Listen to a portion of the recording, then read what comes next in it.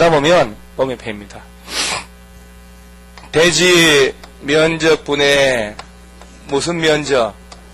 건축 면적의 비율이고, 용적률 배웠죠, 우리?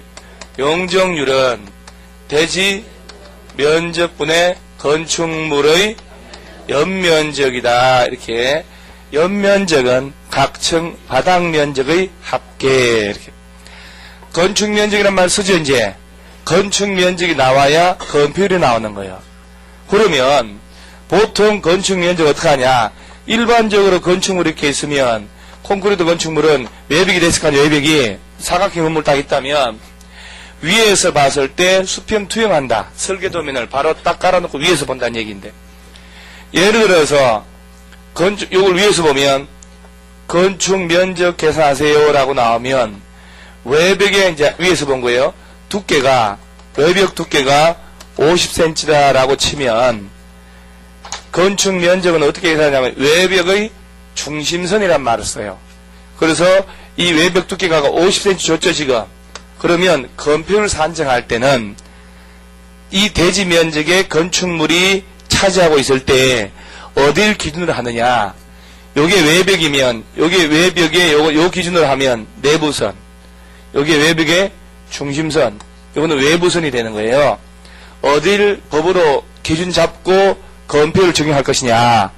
그래서 건축법에서는 건폐율 50%라고 하는 말은 건축물의 이 외벽의 무슨 선이냐면 중심선 25cm, 이 부분은 요 부분까지가 대지의 100평이면 50%를 차지할 수 있다 이 말이요. 반반씩 똑같이 양보를 하는 거예요. 만약에 여길 내부선 기준으로 하면 땅 소유자가 유리하겠죠. 외부선 기준으로 하면 땅 소유자가 불리하단 말이에요. 50cm 이 부분은 실질적으로 거주할 수 있는 콘크리트 그 부분 아닙니까? 외벽. 요 외벽의 요 부분을 전부 다 해서 건폐율 기준으로 하면 건축자가 약간 불리해지고, 실제 이용하는 내부선 여기 암목치수인데 요걸 기준으로 하면 좀 유리해지는 거고, 그래서 건폐율은 50%라고 하면 외벽의 중간, 무슨 선? 중심선, 가로 세로 한 요 면적을 기준으로 해서 50%다 이렇게 하는 거예요. 대지가 100평이면 여기서 요까지의 가로 세로 한 면적이 50평까지 지을 수 있다 이 얘기입니다. 그러면 이제 외벽 두께가 50cm면 25cm는 건축 면적에 포함이 되고 25cm 안 된다는 얘기죠. 이제 외벽 두께가 30cm면 15cm까지만 건축 면적 포함하고 15cm는 제외되는 거예요. 그래서 건축 면적 할 때 뭐라고 하냐면, 건축 면적은 이렇게 계산하라. 외벽의 무슨 선?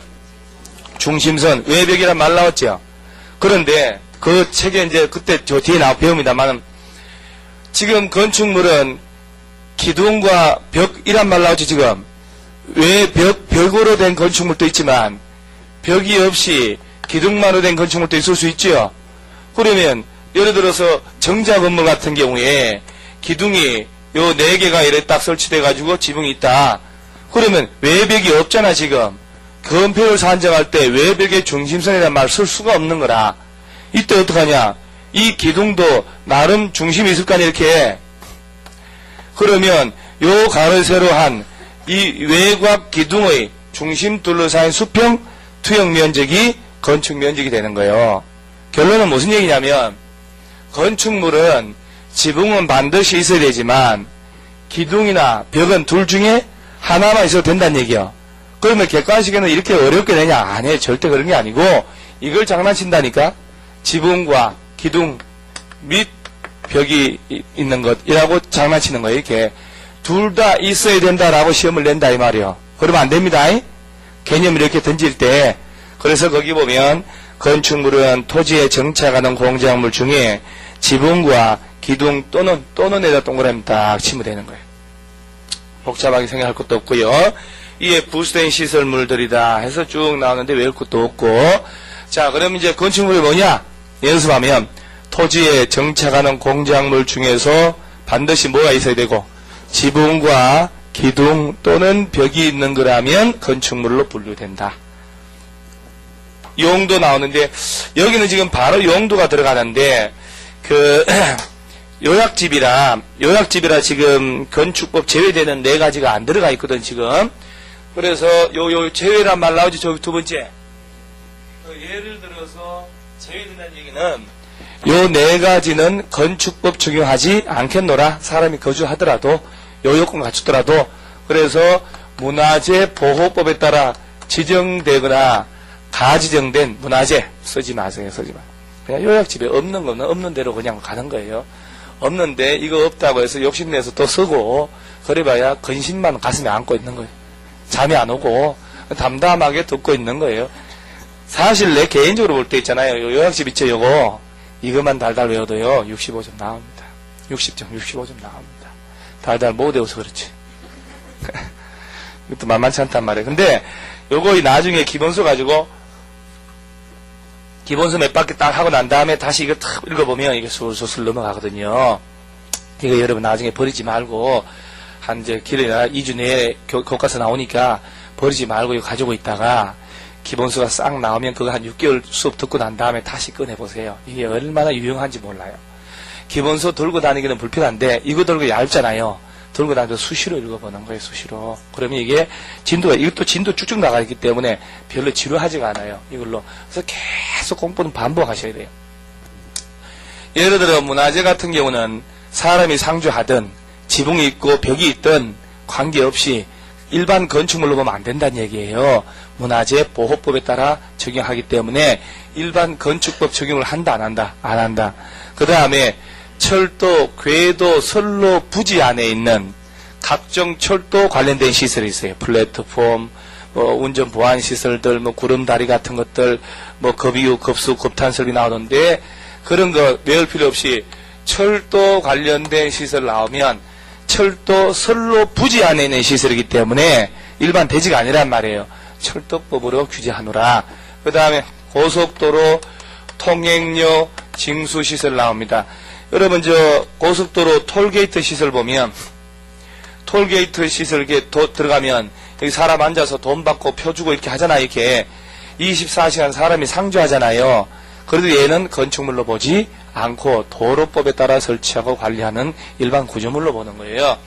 그 다음에 컨테이너 이용한 간이 창고 같은 것들. 그러니까 요 4가지는 사람이 거주하든 요 요건을 갖추었던 건축법 적용하지 않습니다. 요 문화재보호법, 철도법, 각종 도로법 등의 개별법 이런 정착성이 없으니까 요 4가지는 건축물로 보지 않는다. 이렇게 간단하게 해놓고 나중에 외울 때 문화재, 철도, 박스 2개 이렇게 외웁니다. 문화재, 철도, 톨게이트도 박스처럼 생겼잖아요. 컨테이너 박스, 박스 몇 개? 2개. 문화재, 철도, 박스 2개. 건축법 적용하지 않는다. 간단하게 외우거든 나중에. 그러니까 이걸 지금 막 이 한 켠에 쓰고 싶어서 막 미치는 거예요. 지금 찬스를 봐야지. 근데 이거를 생각해 보세요. 지금 이 순간이지만 앞으로 6개월 8개월 뒤에 이걸 못 외우겠냐고요. 외울 수 있습니다, 여러분들은. 그러니까 스스로를 믿으셔야 돼. 요 4가지는 건축법 적용하지 않는다. 문화재라든가 철도 관련된 시설, 톨게이트 시설, 컨테이너 이용한 창고 같은 것들은 이건 건축법 적용할 이유가 없다. 이렇게 한번 들어놓고 그 다음에 이제 오른쪽에 용도가 나오잖아요, 그죠? 용도 나오는데 이제 이때 프린트를 꺼내는데 요 용도 우리 11월 달 첫 주부터 등록하신 분들은 요 용도에 한번 훑어서, 그죠? 훑고 또 훑는 거야. 계속 훑어야 돼요. 그래야 반복을 계속하고 해야 나중에 이거 문제도 마치지만 국토계획법 12개 나오는 그 국토계획법 이해할 때 훨씬 쉽습니다. 자, 1번에 단독주택 나오죠. 이제 또 보는 거예요. 또 단독주택은 종류 몇 가지? 자, 동그라미 1번, 2번, 3번, 4번 나오는데 참고로 4번에 공관이란 말 나오지요. 이게 이제 정상인지 비정상인지 모르겠는데 지난주에 누가 공부하다가 그런데 공관이 뭐예요? 물어보는 여학생분이 계시는데 삶도 어느 정도 살아오신 것 같은데 40대 중반쯤 됐는데 공관이란 말 나오죠 지금. 이게 뭔지 아시죠? 도지사 공관, 부천시장 공관, 구청장 공관 나오잖아요. 총리 공관. 삼청동, 이게 참 이게 지방이라 또 서울 얘기하면 그런